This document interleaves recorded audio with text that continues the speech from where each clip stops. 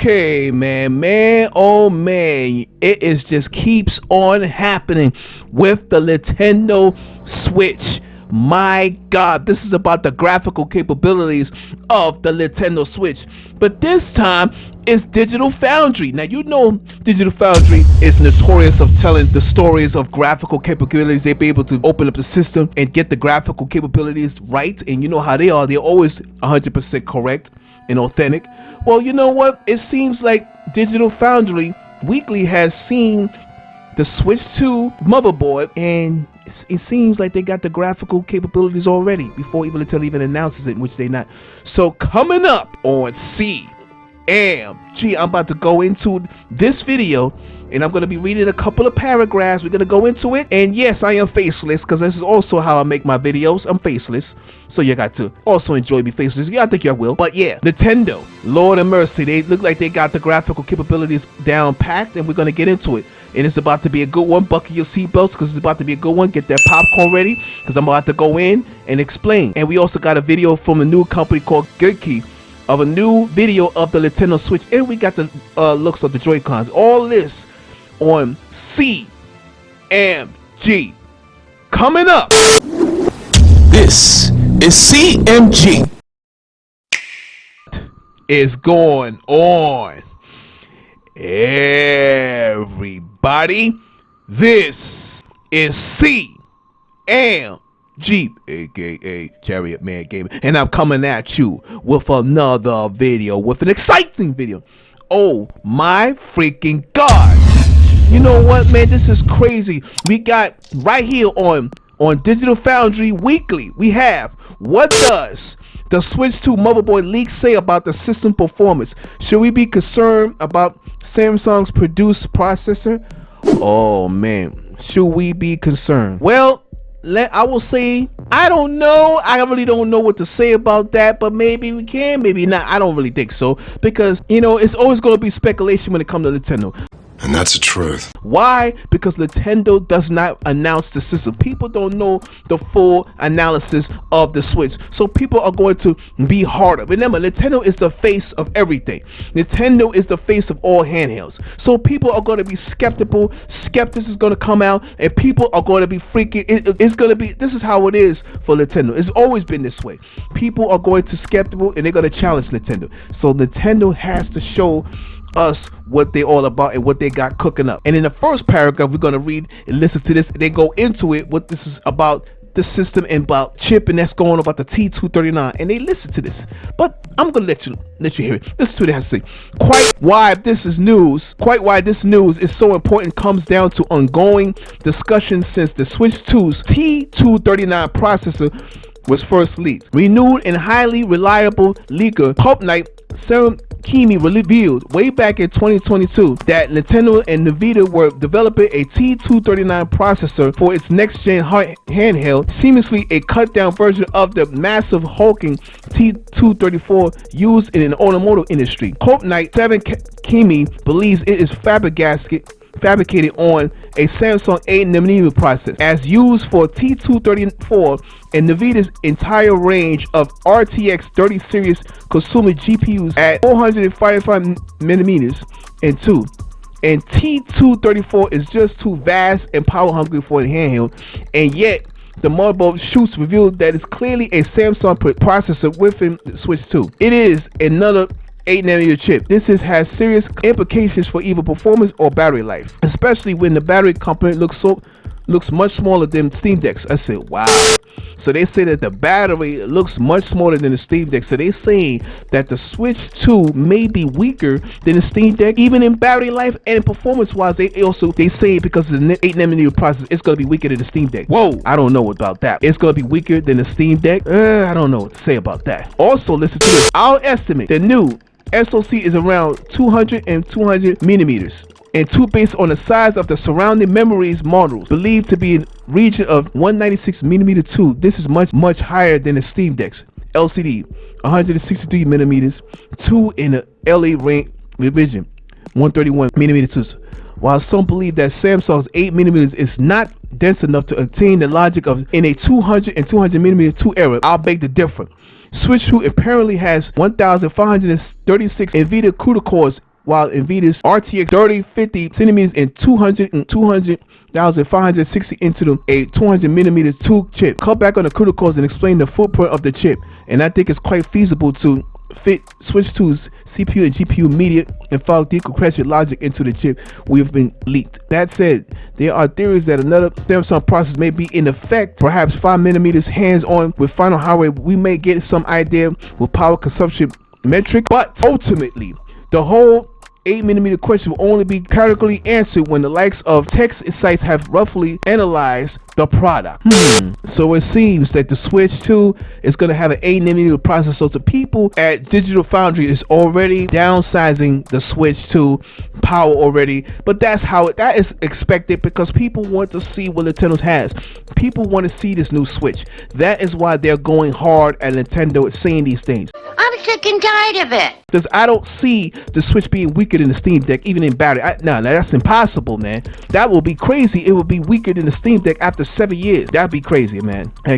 Now listen to this. Whatever way you slice it, the news of Samsung chip does put the Switch 2 at an efficiency disadvantage up against the Steam Deck and a vast array of Windows PC hands out there. These are based on fabrication technology from TSMC, the most successful chip maker in the business right now. With a Samsung chip, clock speeds will be lower and power efficiency won't be as good.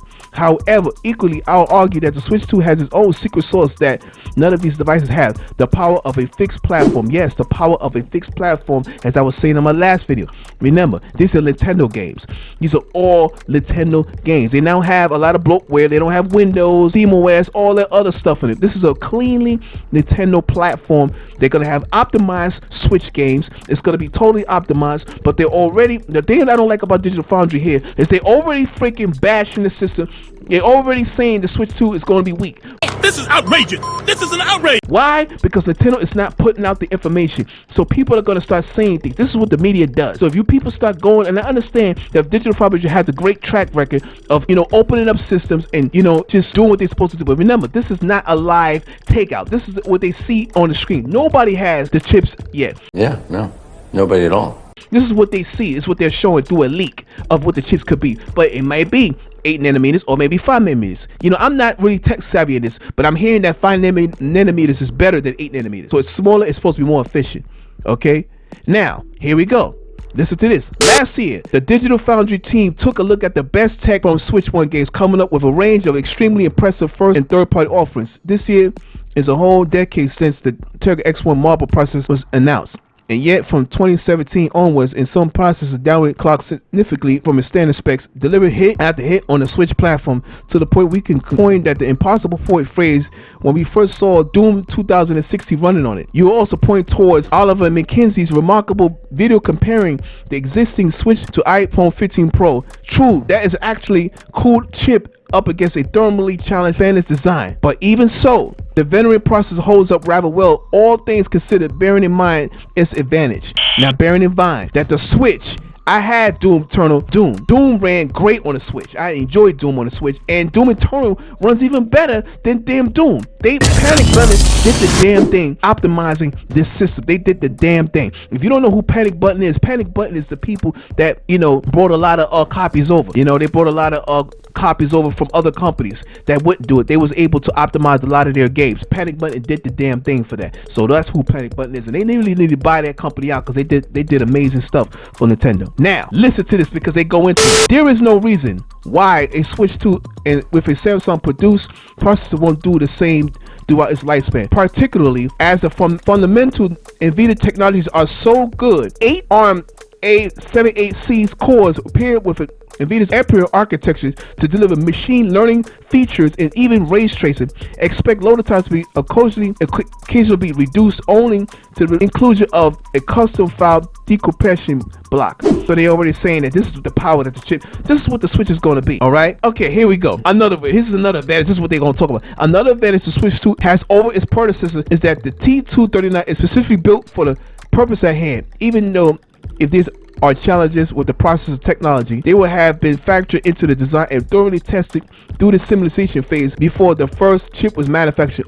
Ultimately, we need to trust that Nintendo and Nvidia know what they are doing, but this is still a better place to be compared to Switch 1, and whereas Nintendo effectively has zero input into the chip design. This time Nintendo has more input, okay? Let's not forget that negative reaction, outrage when we revealed the original Switch clock speeds. 150 unit sales later, everything turned out fine. Of course everything turned out fine, because that's Nintendo. Everything is going to turn out fine, my gamers. Everything is going to be alright with the Switch 2. Everything is going to be fine. Everybody's worried. And we also can take a look at the new nunchucks here. We have the new nunchucks that they have shown through Gecko. As you can see, there's also with the video of Gecko. They're showing the video clips of the Switch 2 from Gecko, and you can see that this is official. You can see the official nunchucks, and there's a sensor right in there. You can take this sensor in there for mouse, just like the Legion Go. There is a sensor. What are they going to do with that sensor and that C button? What they're going to do? So you can see that they have the yellow side and they have the orange side and you have the purple side. What colors are they going to have? They have the blue and the orange. Interesting colors right there they have for the Switch. Very interesting. So I don't know what to tell you about this, man. They saying that the Switch is not going to, it's going to be weak. The Switch is not going to be good. I don't know. This is what Digital Foundry does. They already slamming Nintendo. Nintendo's supposed to be the weakest system, only powered by PlayStation 4. But I already showed you the graphics is going to have 12 gigabytes of RAM. The PlayStation 4 and Pro does not have that. Even this Xbox Series S. But Nintendo's all about efficiency and price, because this is all about price. People are not going to spend $700 to $800, almost $1,000 for other handhelds. Those handhelds that's more powerful cost more. But I'm gonna tell you one thing that the Switch has over the Steam Deck. They're able to use DLSS technology, upscale it up to 4K. You can't do that on the Steam Deck. You can't do that on ROG Ally. You can't do that anywhere else. Okay? You can't do that nowhere else. Only on the Switch. Alright? The Switch 2 is gonna be able to do DLSS technology. Some games do it. ROG Ally, the Legion Go, even the newest Legion Goes, I don't think they're gonna be able to do it, because I'm gonna talk about that next. So my gamers, let me know what you think about this Switch 2 video and the leaks. And the leaks of the Joy-Cons, the leaks from Genki, of their video, which I just showed you. Let me know what you think about this video, and let me know what you think about the comments. And all I have got to say is, everybody out here in YouTube land, is sound off in the comment section and tell me what you think about the Nintendo Switch and what Digital Foundry had to say about the Switch's power. And don't forget to hit that like button, share, subscribe to CMG, and to smash this like button, smash subscribe, and hit the notifications if you want more videos like this, as you've seen today. And I'd like to thank you for all of the support. Thank you for all of the support, my gamers out here. And also, what do you think? Do you think the Switch is gonna be weaker than everything? Every single handheld on the market. Do you think it's gonna be? You think Digital Foundry is going overboard with the price power? Let me know in the comments. I appreciate all of the support in my last Switch video. I got more videos on the way. Stay tuned. My next video on the Legion Go S has been announced, has been resurfaced, and I'm gonna tell you something about that. And you just stay tuned for that. I got more content away. And I'm gonna say, peace. The Switch is coming. Get your money ready. Get ready for the review. It's coming. It is coming, and I think it's getting closer and closer. And I think the Switch is gonna be fine. And I'm gonna say, peace. Keep the game. Peace.